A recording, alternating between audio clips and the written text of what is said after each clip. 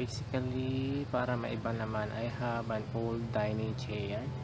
So actually nasimulan ko na kanina, napalitan